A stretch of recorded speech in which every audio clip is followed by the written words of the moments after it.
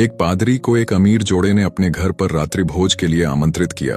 वे दोनों चर्च के वफादार सदस्य थे। फिर रात्रि भोज बेहद शानदार था। पादरी ने घर को आशीर्वाद दिया और फिर वहां से चले गए। लेकिन जैसे ही पादरी रवाना हुए, पत्नी ने एक अजीब बात नोटिस की। उनका चांदी का एक चम्मच गायब था। इससे वह नाराज हो गई और अपने पति को बताया। फिर धीरे धीरे उनके मन में शक पैदा होने लगा कि शायद पादरी ने हमारा चम्मच चुरा लिया। वे इस ख्याल को अनदेखा करते रहे, लेकिन ये बात उनके मन से नहीं निकली कि जिस इंसान पर उन्होंने भरोसा किया था, अब उसी की ईमानदारी पर शक हो रहा था। फिर दिन हफ्तों में बदल गए और वे इस मुद्दे पर बार बार बात करते रहे। फिर शक और गुस्सा इतना बढ़ गया कि उन्होंने चर्च तक बदलने का सोच लिया। फिर एक दिन पति ने सुझाव दिया कि चलो पादरी को फिर से खाने पर बुलाते हैं। अगर उन्होंने कुछ नहीं कहा तो हम सीधे उनसे इस बारे में पूछ लेंगे।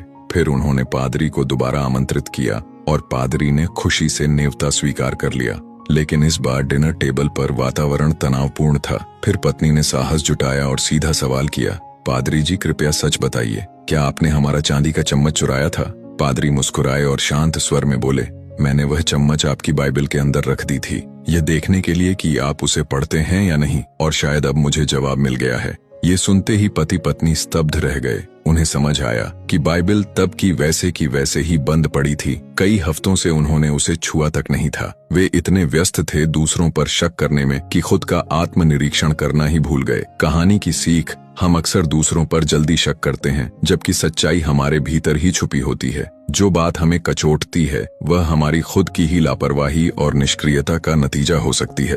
अगर कहानी अच्छी लगी हो तो वीडियो को लाइक करके एक शेयर जरूर करके जाएं।